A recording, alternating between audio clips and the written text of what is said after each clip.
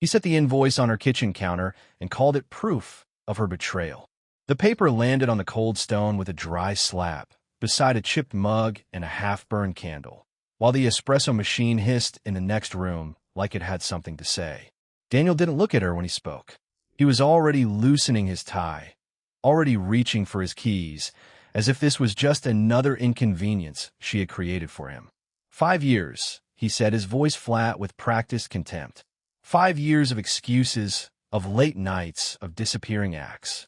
I'm done covering for you. Across from him, Claire stood at the end of the marble island in a simple cream blouse that caught the light from the pendant lamps above her head. The warm glow made the dust in the air look almost golden, but nothing in the room felt soft. Not the granite, not the silence, not the way he slid a printed statement toward her like he was tossing trash away. Before we continue, where are you watching from?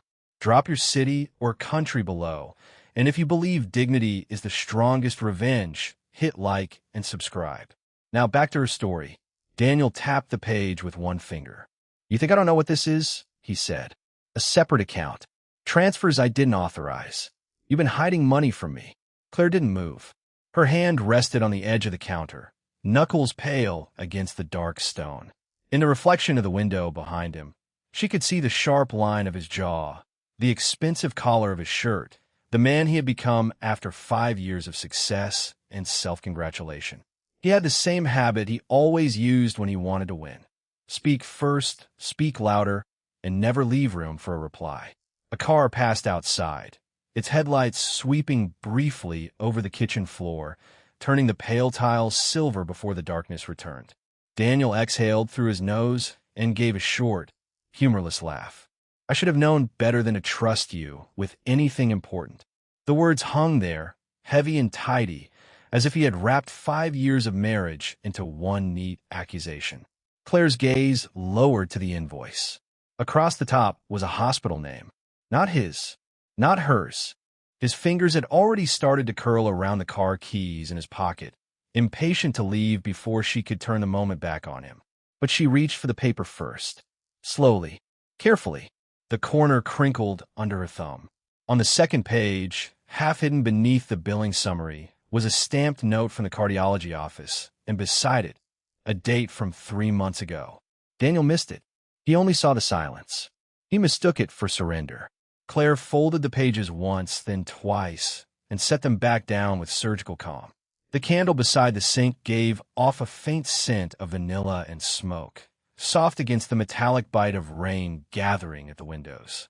Daniel finally looked up, waiting for the defense he believed was coming. Instead, Claire turned toward the hallway, where a black coat hung untouched on the hook by the door, and her phone lay face down beside a vase of white lilies. Then she picked up the phone, opened one message, and the screen lit her face with a cold blue glow. Her eyes stayed on the name that had just appeared there. For the first time that night, Daniel's hand stopped moving. Claire didn't answer the message right away. She stood in the hallway with the phone glowing in her palm, the white lilies at her side releasing a clean, almost medicinal scent into the warm hush of the house. Rain ticked softly against the window panes, and somewhere deeper in the home, a floorboard gave a tired creak as Daniel shifted his weight behind her. At the top of the screen was a name she had not seen in years, and the 2 words beneath it were enough to make her thumb go still over the glass, still waiting. She closed the phone, slid it into her coat pocket, and reached for the black coat on the hook by the door. Daniel's voice followed her down the hall, sharper now, dragged thin by suspicion. Who was that? Claire paused only long enough to fasten the first button at her wrist. The wool was cool from the draft near the door, and the metal clasp clicked with a small, precise sound. She didn't turn around. Someone you should have called back months ago. He came closer, his shoes quiet on the hardwood, the old rug swallowing the sound of each step. When he entered the hall, the light from the kitchen fell across the side of his face, flattening the lines around his mouth. He looked from her coat to the face-down phone on the table, then to the envelope she had left beside the lilies. The return address was printed in a tidy blue stamp, Street Jude's Cardiology. Claire picked up the envelope, slipped it into the inner pocket of her coat, and opened the front door. Cold air rushed in, carrying the smell of wet brick and the sharp green bite of rain-soaked leaves from the garden. Daniel put a hand on the door, not to stop her, but to keep it from swinging too wide. "You're leaving now?" he asked, and for once the question sounded less like an accusation than a crack in the floor. Claire looked past him to the polished kitchen beyond, to the untouched plate of food cooling on the counter, to the candle burning low beside the sink, its flame bending with every draft. Then she reached into her pocket and placed a folded appointment card on the narrow table by the entryway. He saw the date first, then the word consultation, then the physician's name. His fingers moved toward it, but she was already stepping onto the porch, one hand on the rail slick with rain. "You've spent 5 years believing I was the one being carried," she said, her voice calm enough to disappear into the weather. "Tonight, you can keep believing that if you want. But tomorrow, you're coming with me." Daniel looked up fast. "Where?" Claire finally turned, and in the porch light her face seemed carved from shadow and winter. She held his stare without blinking, then nodded toward the street where a black sedan waited at the curb, its engine idling in a low, steady purr. The driver opened the rear door. Inside, a folder rested on the seat, thick with papers he had never seen. Claire's hand stayed on the doorframe a beat longer, just long enough for him to notice the steady rhythm of the rain on the roof, the cold shine of the wet steps, the silence gathering between them like a held breath. "To hear what I've been protecting you from." Claire opened the rear door and waited until Daniel slid into the sedan's dark leatherback seat. Rain ticked against the roof in a steady, hollow rhythm, and the cabin smelled faintly of cedar, wet wool, and old paper. The folder on the seat was heavy enough to crease the upholstery. He touched it once, then looked at her through the open door. She didn't say hurry. She only shut the door with a soft, final click and took the front passenger seat without looking back. The driver pulled away from the curb, tires whispering over rain-slick pavement. The city ahead of them blurred into amber streetlights and silver reflections. Daniel sat rigidly, one hand on the folder, the other braced against the seat as the car turned into the main road. Claire kept her gaze forward. At the first red light, she said, "Open it." He broke the seal, and inside were copies of invoices, bank transfers, shipping records, and a single page of handwritten notes with dates he recognized from 5 years of headaches, emergency calls, and late-night meetings. "These were in your files?" he asked. "Some of them," Claire said. "The rest were never supposed to leave the building." He flipped through the pages faster, the paper dry and crisp under his fingers. There were names of vendors he had trusted, account numbers he'd never seen, and marked lines showing money being rerouted in clean, precise loops. His jaw tightened. "What is this?" Claire finally turned, the passing headlights cutting pale stripes across her face. "It's why your company stayed afloat when the numbers should have buried it." Daniel stared at her, then at the pages again, as if the ink might change shape if he looked long enough. Outside, a bus hissed to a stop in the rain, and the neon sign of a pharmacy washed the window in green light. "You've been hiding this from me?" he said. Claire's mouth barely moved. "I've been keeping you alive with it." The sedan moved on, gliding past a row of shuttered storefronts and one all-night diner glowing warm behind fog glass. She reached into her coat pocket and placed a smaller envelope on the console between them. Daniel opened it and found a letter, folded 3 times, the edges softened by years. His name was written on the front in his own handwriting.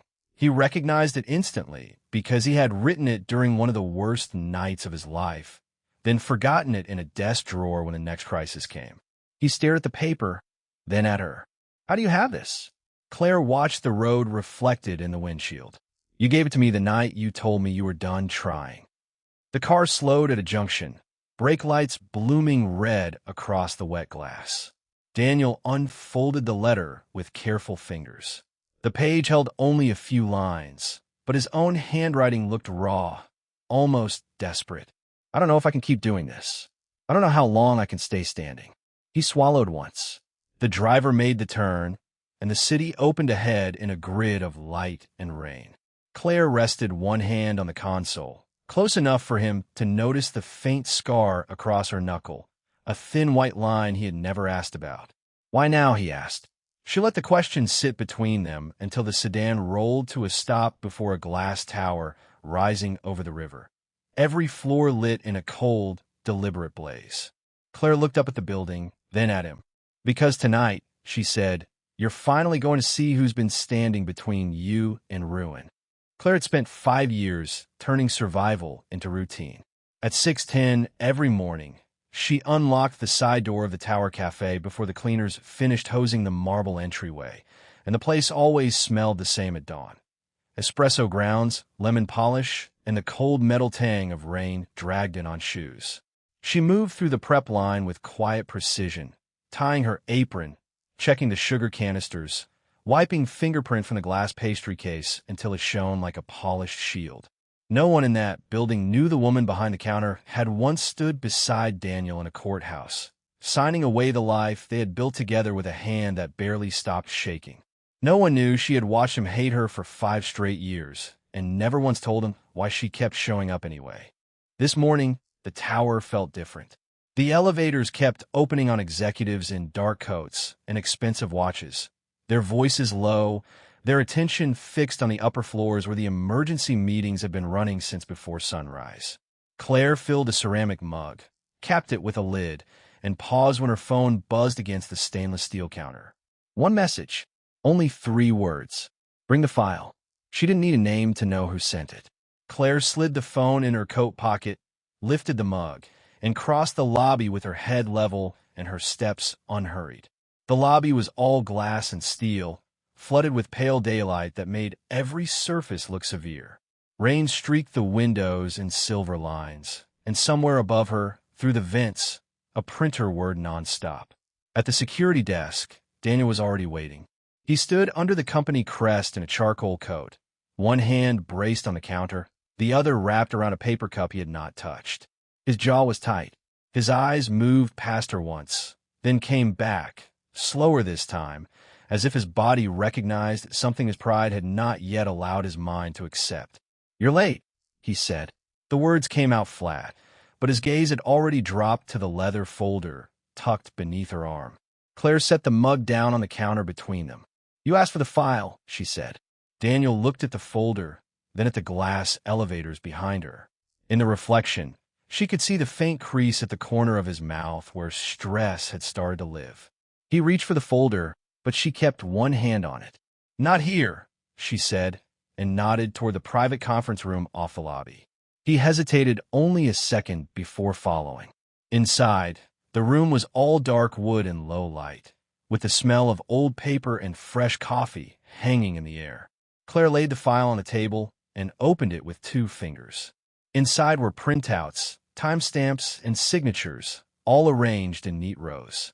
Daniel skimmed the first page, then the second. His hand stopped halfway down the third. "What is this?" he asked. Claire turned the page toward him and pointed once at a line highlighted in yellow. "A transfer. Quiet, legal, and timed to the minute." Another line. Another signature. Another move she had made while he was still calling her a burden in the kitchen, still assuming she had been shrinking in place while the company around him was bleeding out from the inside. "Every time someone tried to corner this place," she said, "I moved it first." Daniel's fingers tightened on the edge of the table. Outside the conference room, heels clicked against tile, voices brushed past the frosted glass, and the whole tower seemed to keep breathing around them. Claire closed the file and slid it back toward him. "You can keep pretending you don't need me," she said, "or you can sign what's next and stop this company from falling apart before noon." Daniel stared at the paperwork, then at her scarred knuckle resting beside the folder. For the first time in years, he didn't reach for an accusation. He reached for a pen. The conference room went quiet except for the thin hiss of the city beyond the glass and the soft tick of the wall clock over the table.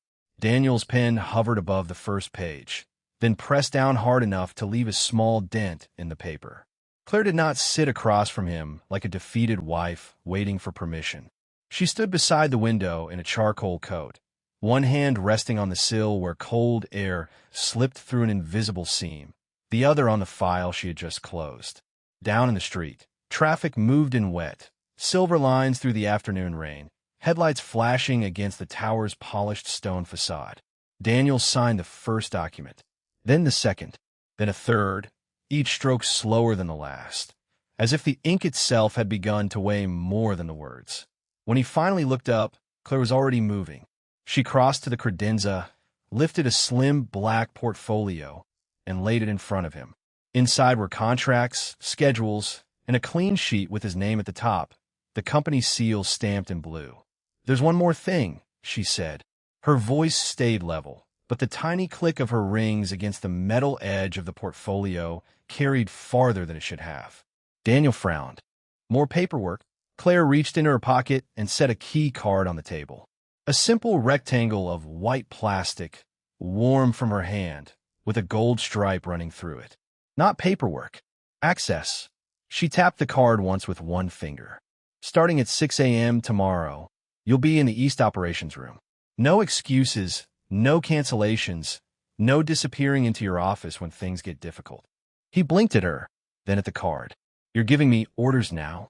Claire's mouth barely moved, but something in the room sharpened anyway. "I'm giving you the chance you should have taken 5 years ago." The words landed flat and clean.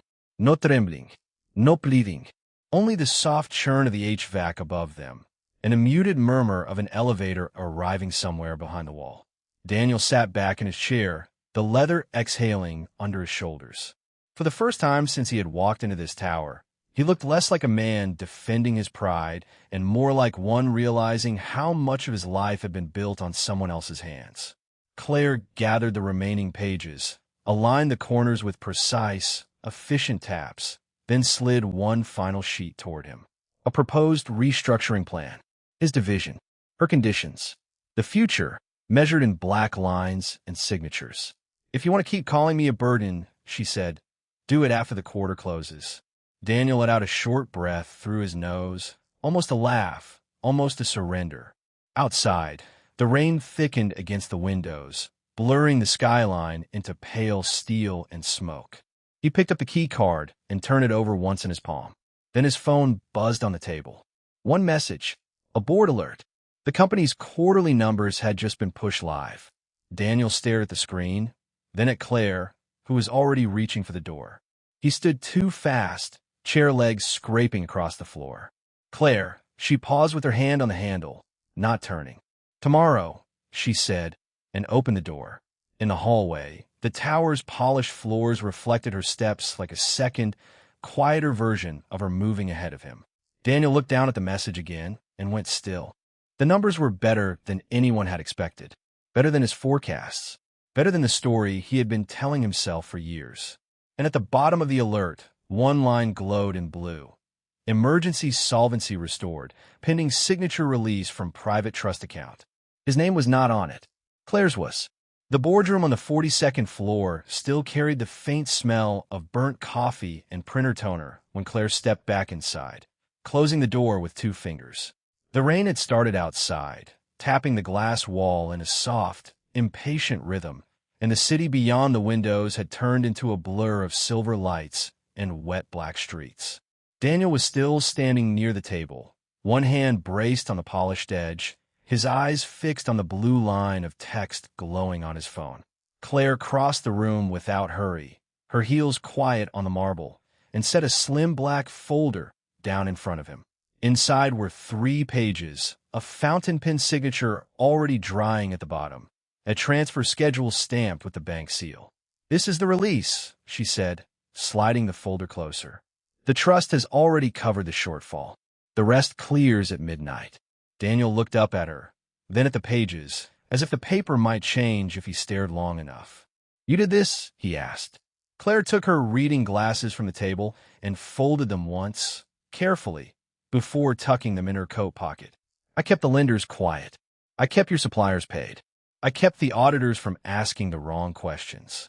The overhead lights caught the edge of her watch, silver and unadorned, and for a moment the room seemed to narrow around that small, steady glint. Daniel let out a short breath and laughed once, but it landed wrong, thin and brittle. "For 5 years, you watched me blame you for everything." Claire reached for her mug, cold now, and turned it once between both hands. Outside, a horn sounded far below, muffled by the rain. "You blame me because it was easier than reading the reports," she said. Easier than admitting the company was surviving on the money I moved every quarter. Daniel stared at her as the words settled over him, the glass wall behind her reflecting his own face back at him, pale and sharpened by the city lights. He took one step toward her, then stopped. "Why didn't you tell me?" Claire's mouth moved almost into a smile, but it never fully became one. She reached into the folder again and pulled out a single sheet, a final authorization form, already signed by the trust attorney, with a blank line waiting for one name. "Because if I had, you would have called it charity," she said. She placed the pen beside it. A faint mechanical hum came from the air vents, mixing with the rain and the muted throb of traffic below. "Sign here, and the solvency release goes through before the market opens. Don't sign it, and the lenders pull out by morning. Either way, the company survives." Daniel's jaw tightened. He looked at the form, then at her, and for the first time all night, there was nothing polished left in his face. Only the bare outline of a man realizing the ground had shifted under him years ago. Claire picked up her coat from the chair, slipped one arm through the sleeve, and checked the time on her phone. "I'm done waiting for your permission," she said, and moved toward the door. Daniel's hand shot out, not touching her, only blocking the path by a few inches. "If I sign," he said, "what happens to us?"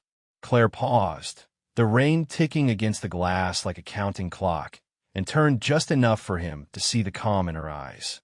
She held out the pen, not to comfort him, but to make the choice final. "Then you finally learn the difference between needing me and respecting me." Claire did not move when Daniel's fingers hovered in the air between them. The rain kept tapping the windows of the downtown office, soft and relentless, while the desk lamp threw a narrow gold pool over the signed pages still waiting on the corner of the mahogany desk.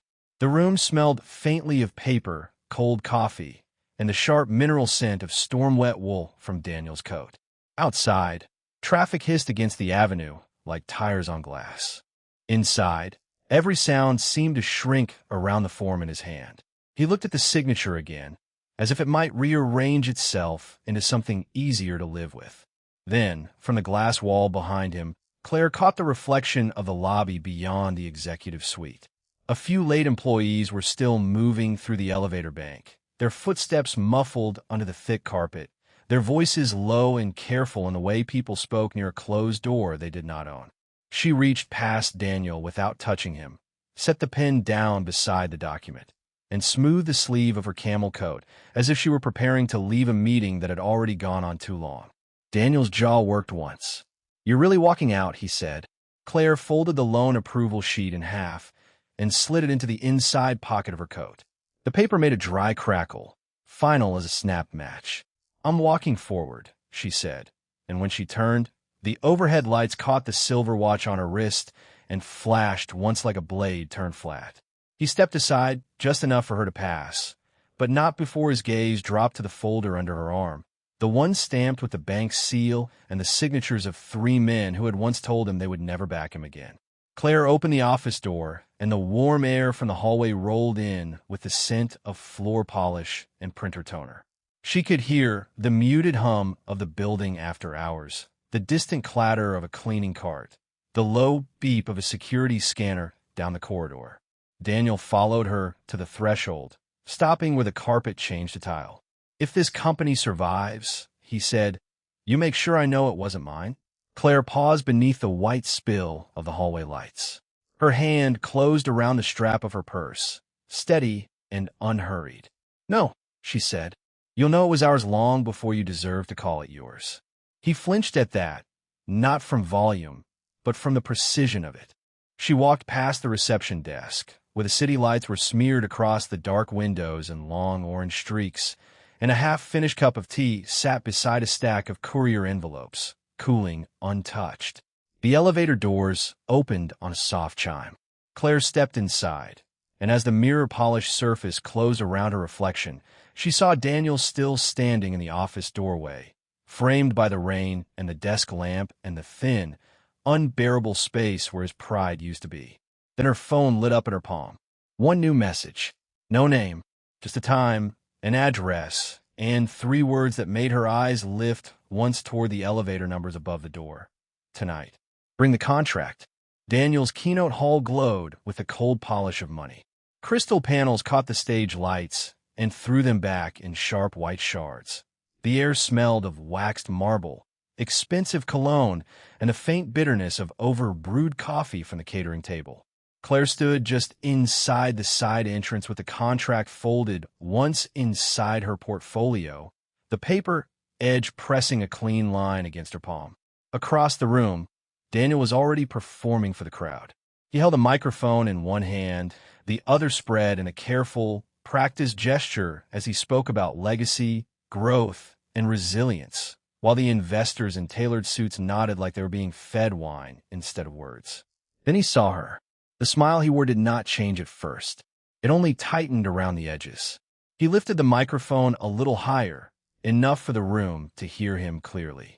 "I'd like to thank everyone who believed in this company," he said, his gaze never leaving her.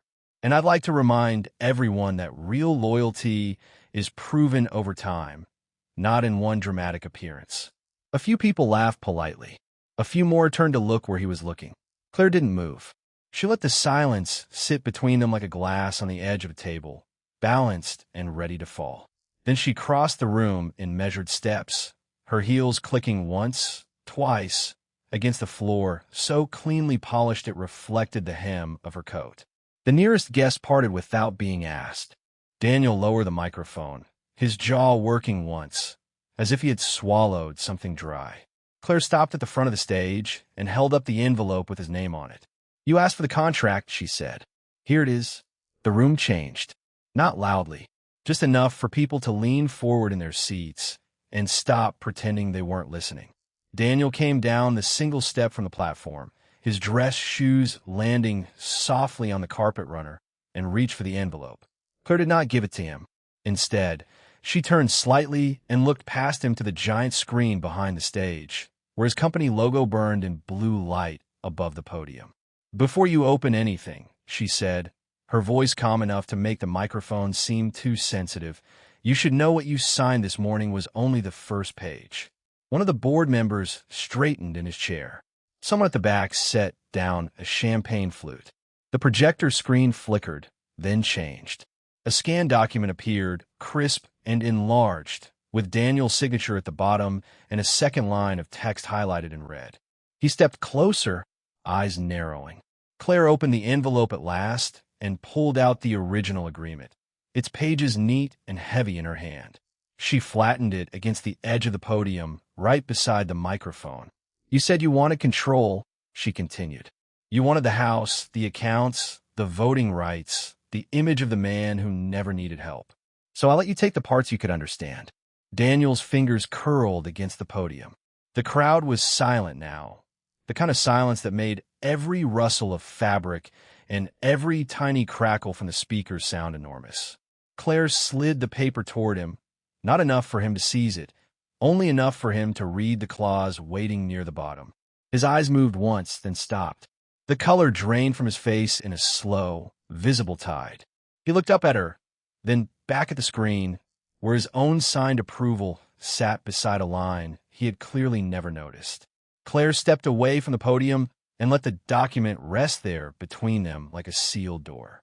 "That clause transferred the decision rights to me the moment you used my name as collateral," she said. "You didn't lose your company tonight, Daniel. You gave it away in the morning." For the first time, he did not speak. He only stared at the paper, at her, at the audience beginning to understand. Claire adjusted the strap of her portfolio, turned her face toward the lights, and waited for the room to catch up. Then her phone vibrated once in her hand. A new message from the same unknown number. The address had changed. The time had not. And beneath it, 3 words appeared on the screen. "Come upstairs alone." The elevator opened onto a floor so quiet it seemed unfinished. The carpet thick enough to swallow every step and the air cool with the scent of fresh paint and expensive cedar. Claire walked out first, her heels making soft, precise clicks against the polished stone, while Daniel followed behind her with his tie loosened and his jaw set hard enough to crack. The message had not lied. The door at the end of the hall stood slightly open, spilling a thin bar of gold light across the dim corridor. Claire pushed it wider with 2 fingers and stepped into a glass-walled office suspended above the city, where the skyline glimmered beyond the windows like a field of scattered coin.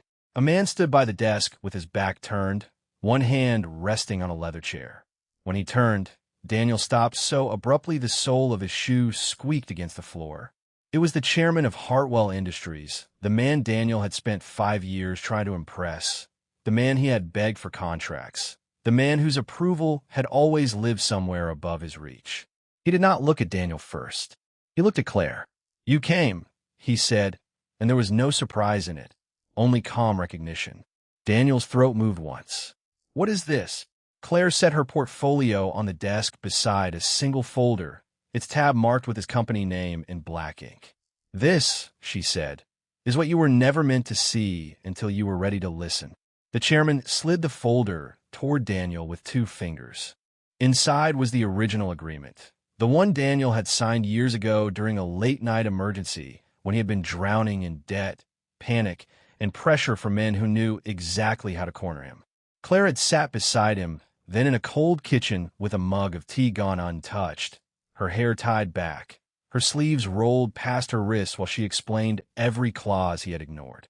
He had only remembered the rescue, never the hands that had done it. "You used her name as collateral," the chairman said. "She protected your assets, your reputation, and your license from a hostile acquisition. The debt was yours, but the shield was hers." Daniel turned the page. His fingers trembled over Claire's signature, the neat, unwavering line he had once mistaken for obedience. In the glass behind them, the city lights flickered on one by one, and for the first time in years he looked smaller than the truth. "Why didn't you tell me?" The question came out rough, stripped of its pride. Claire stood near the window, one palm resting lightly against the cool pane. Below them, traffic moved in clean white ribbons through the dark. "Because every time I tried, you heard accusation instead of warning," she said. Her voice was steady, but her wedding band was gone now, the absence of it sharper than any jewelry could have been. "You call me controlling. You call me paranoid. You told me I didn't understand what it took to build a real life. So I stopped speaking and started fixing the damage you refused to see." Daniel looked down at the pages again, at the missed notices, the emergency transfer, the private settlement she had arranged to keep his lenders from taking the company before sunrise one winter morning 3 years ago. He had blamed her silence for his misery, never knowing she had spent it shielding him from ruin with her own name on the line. The chairman closed the folder with a soft slap. "Your wife saved your company twice," he said. "Once with her signature, once with her patience. You repaid her by turning her into a stranger." The words landed with no drama, only weight. Daniel drew in a breath that scraped against his ribs. He looked at Claire's profile, at the composed line of her mouth, at the way she held herself as if she had finally learned that standing still could be its own kind of power. Then he moved, not toward the desk, not toward the folder, but around it, stopping a few feet from her, as if he no longer had the right to crowd her space. "Claire," he said, and this time there was no edge in it, only a rawness he had never allowed anyone to hear. "I don't know how to undo 5 years." She turned from the window, and the city reflected in her eyes like a second, distant skyline. For a long beat, she said nothing. Then she reached into her portfolio, removed a slim envelope, and placed it in his hand. The paper was warm from her palm. "You don't undo it," she said. "You live honestly from here." Inside was the final document, the one that dissolved the last of their shared obligations and gave him back control of what remained, not as a gift, but as a clean line drawn at last. No more leverage, no more debt between them. Just the truth, standing in the room like a third person neither of them could ignore. Daniel opened his mouth, but the chairman's phone chimed once, a quiet, formal sound. He glanced down, then to Claire. "The board is ready." Claire nodded once and took the envelope back from Daniel's hand. He let it go without resistance. When she walked toward the door, the room seemed to make space for her on its own, the light from the hallway gathering around her shoulders like silk. Daniel did not follow. He stayed where he was, listening to the soft click of her heels fade, then stop, then fade again, as if the building itself had finally learned her name. And for the first time, He understood that she had not been waiting for his apology. She had been waiting for him to see what she had already done, and the silence she left behind was louder than anything he had ever said.